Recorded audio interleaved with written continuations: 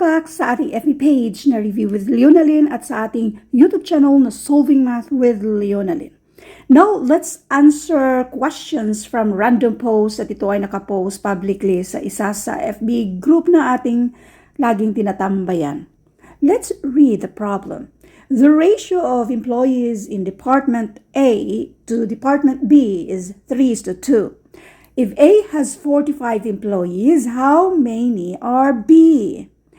Let's do solution number 1. The usual na yung regarding sa ratio. So we have A is to B, tapos A is to B. Yung A, yung unang binanggit dito ay si 3. So this is 3:2. Kung ang A daw ay 45, ilan naman yung B? Kapag ratio, ganito ang gagawin natin. I-multiply natin ito. This is 90 equals. Next natin i-multiply itong si 3 at si B, which is 3B. Next, para ma-isolate natin itong si B, since si 3 ay pang-multiply sa B, pang-divide na yan sa kabila. In other words, mag-divide tayo ng 3 to both sides para makancel yan siya.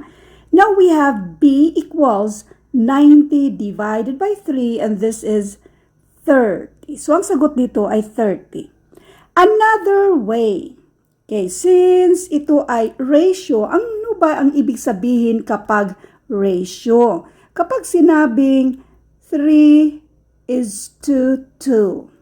Ganito kasi yung itsura ng 3:2.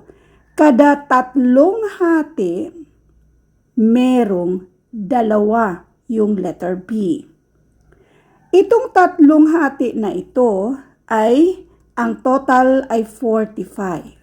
Since 45 ang total dyan, i-divide natin dito sa tatlong mga bilog-bilog na ginawa natin. So 45 divided by 3, this is 15.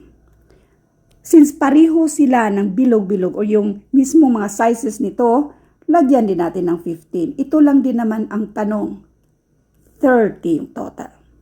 Let's do solution number 3 para marami kayong pagpilian kung saan sa mga solutions ang hiyang kayo. Ang ratio na ito na 3:2 ay pwede din gawing 3/2 equals, yung nasa taas natin ay ito yung mga equivalent ni A. So, yung isa naman ay 45. Yung hinahanap natin ay yung si letter B. Kapag ganito, pwede natin siyang isolve yung cross multiplication. Otherwise, pwedeng ganito.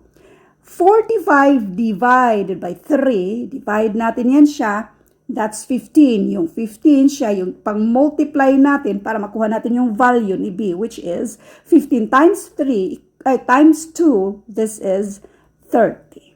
Thank you for watching and all I hope na meron kayong natutunan sa videong ito. Thank you and God bless.